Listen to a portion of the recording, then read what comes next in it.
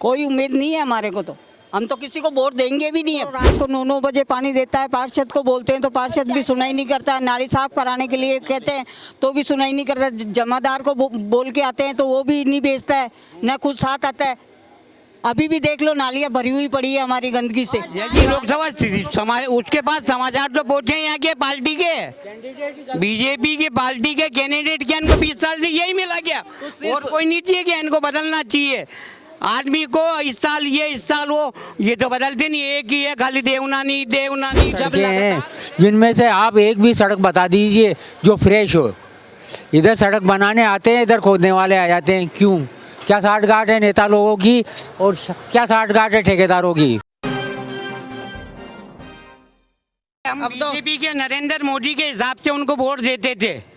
कब आए अपन को प्रधानमंत्री नरेंद्र मोदी अपना है, रक्षा करता है, अपना कार्य करता है, वो हम पार्टी को वोट देते हैं। अब इस पार्टी से भी ये हमें मालूम पड़ गई है कि ये देवनानी जी हमारे काम नहीं कर रहे हैं। यानी अब उम्मीदवार के साथ साथ पार्टी से भी मोह भंग हो। पार्टी से मोह हम पूरे मोहल्ले को है, कहने का मतलब पूरे मोहल्ले को इस पार्टी से बीजेपी से। मगर अब ज्ञान जी सारस्वत जी जैसे निर्दलीय है, वो 24 घंटे खड़ा रहता है, जहाँ बुलाओ वहाँ आने के लिए तैयार है।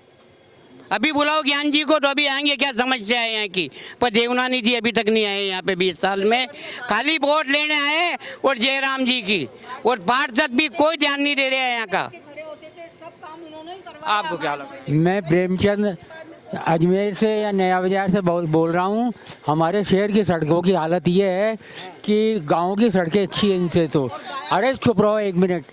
गाँव की सड़कों से ज़्यादा बेहतर गाँव की सड़कें बेहतर हैं। स्मार्ट सिटी के नाम पे करोड़ों रुपया मोदी जी की सरकार ने पास किया है, लेकिन सब लोग डकार गए हैं। किसी ने कोई गली मोहल्ले में कहीं पे भी काम नहीं कराया है। गली गली के नुक्कड़ पर थड़ियाँ लगी हुई है, यहाँ गाड़ी टर्न करने में भी दिक्कत आती है। और गलियों के अंदर टूटे फूटे वाहन इतने खड़े हुए हैं कि अगर गवर्नमेंट उनको उठाकर नीलाम करे ना तो बहुत पैसा कमा सकती है, लेकिन कोई इस तरफ ध्यान नहीं दे रहा है। और आना सागर के नाम पे करोड़ों रुपए खा गए। भाई साहब मैंने तो लुगाई चाहिए भाई साहब, मेरे को तो लुगाई क्या चाहिए? लुगाई चाहिए मेरे को तो। अभी आपकी शादी नहीं हुई? नहीं हुई अभी शादी। क्या कारण है इतनी एज में पूरा? भाई साहब ऐसे ही है, अब क्या करें, हमको तो हमारी लुगाई चाहिए बस। तो चुनाव में लुगाई का मुद्दा कहाँ से आता है? चुनाव में लुगाई है, अब हमारे को तो लुगाई नेता लुगाई भी हाँ देनी पड़ेगी, झकमरा के देने वोट लेने तो। मुफ्त का राशन और खाना पानी दे रहे? नहीं दे रहे हैं, अरे नहीं दे रहे। तो मैं ये कह रहा था कि हमारे शहर के नाम पर, हमारे राजस्थान के नाम पर मोदी जी ने करोड़ों रुपया पास किया है, लेकिन अगली पार्टी जिनका शासन है यहाँ, उन्होंने 1 रुपया भी यहाँ नहीं लगाया है। सब डकार गए, डकार लेने की जरूरत ही नहीं है उनको। अब आप कह रहे हैं कि सिर्फ नरेंद्र मोदी के चेहरे पे वोट देते हैं। हाँ। आखिर ये कब तक होता है कि सिर्फ देश के प्रधानमंत्री के चेहरे पे लोकल मुद्दों को छोड़ करके सिर्फ वोट दिया जाए? प्रधानमंत्री मोदी आपके इलाका, आपके मोहल्ले में काम करने आएंगे नहीं, तो लोकल उम्मीदवार को देख करके वोट क्यों नहीं? वो प्रधानमंत्री ऐसा है जो देश की रक्षा कर रहे हैं, ये समझ लो आप।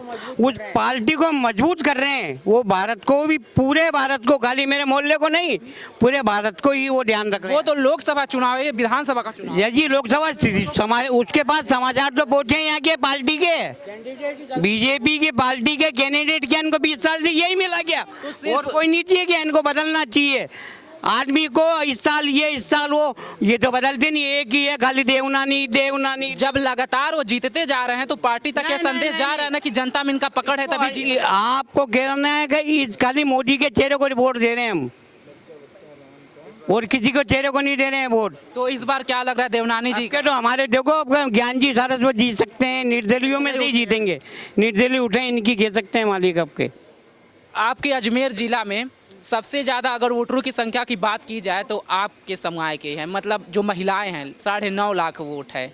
तो क्या लगता है महिलाएं इस बार क्या निर्णय लेना चाह रही है वोटर के रूप में? महिला क्या निर्णय लेना चाहती है? हमारे तो बेटे की बहू के 7 महीने हो गए विधवा हुए और अभी तक पेंशन का पता नहीं है उसका। 10 चक्कर तो नगर परिषद में या निगम में काट लिया हमने, कलेक्ट्री में काट लिए, पर 7 महीने हो गए अभी तक पेंशन नहीं बनी है उसकी। जो भी सरकारें हैं महिलाओं की बात करती हैं, महिलाओं को अपने देश में लक्ष्मी दुर्गा के रूप में पूजा जाता है, तो क्या लग रहा है इस बार उम्मीद? कोई उम्मीद नहीं है हमारे को, तो हम तो किसी को वोट देंगे भी नहीं अब। आप लोग बताओ, हाथ अभी से वोटर हो, आप शिक्षा भी मतलब पढ़ाई भी करती हो, तो एक विद्यार्थी के रूप में आप लोगों की क्या मांग है सरकार से? इसके बारे में देवनानी को आना बहुत कम संभावना है। हम मोदी जी को इसलिए वोट देते हैं, मोदी जी अपने देश को संभालता है। तो वो लोकसभा है, ये विधानसभा का, तो राज्य में किसकी सरकार है? अब की बात तो निर्दलीय आएगा हमारे यहाँ पे, क्योंकि देवनानी जी ने 4 साल 5 बार टिकट दिया, तो इसका मतलब वो नहीं है कि जीत जाएगा। अब की बात तो 98% जीतना बहुत मुश्किल है उसका।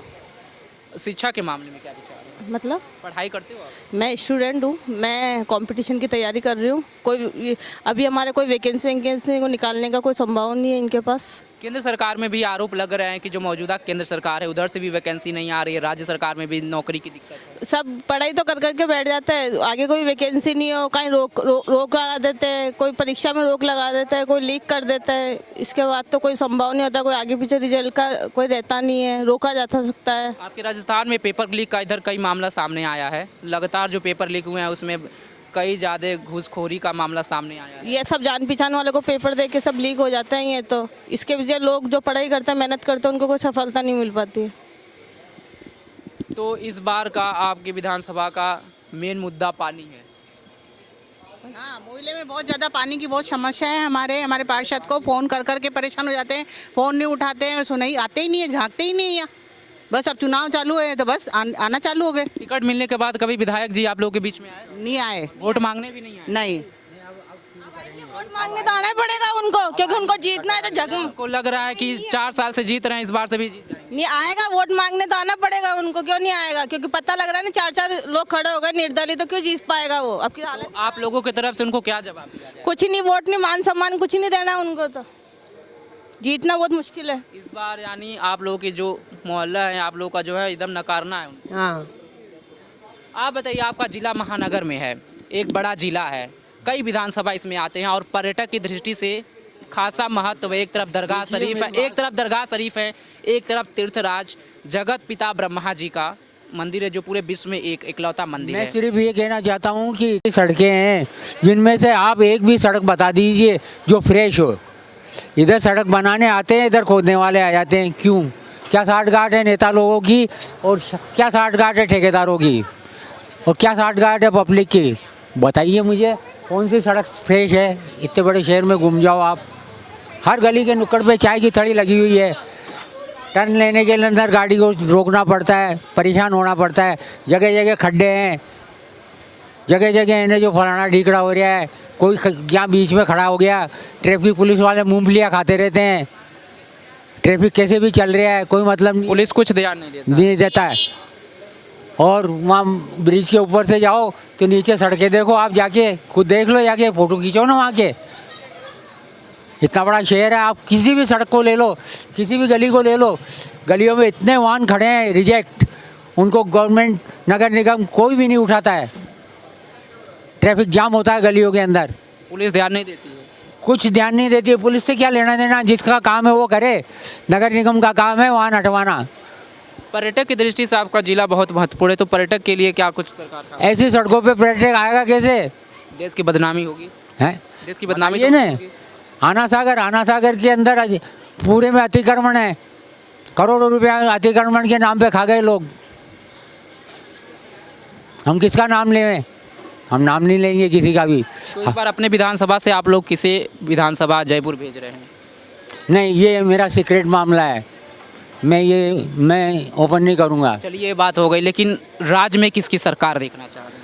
राज्य में तो हम बीजेपी की सरकार ही देखना चाहते हैं। विधायक से नाराज हैं लेकिन बीजेपी की सरकार देखना चाह रहे हैं। हमें मालूम है ज्ञानजी सारस्वत भी बीजेपी के ही बागी हैं, और जीतने के बाद फिर बीजेपी में शामिल हो जाए हो सकते हैं। ये थे अजमेर के लोगों का मिजाज। आपको बता दें कि यहाँ पे इस बार का समीकरण काफ़ी हावी रहने वाला है, क्योंकि 1, 2, 3, 4 नहीं बल्कि 12 से 14 उम्मीदवार इस बार मैदान में उतरे हैं, जिसमें सबसे ज़्यादा, हाँ बताइए, तीसरे नंबर पे भी आ सकती है। बहुत कम वोटों से हार जीत होगी। वोट अगर जीतता भी है ना कोई कैंडिडेट, तो बहुत कम, 100% नहीं कह सकते, 60% भी नहीं कह सकते, 50% के आसपास वोटों से भी अगर जो हार जीत होगी ना तो मैं मानता हूँ इस बात को, क्योंकि वोट कटेंगे अब।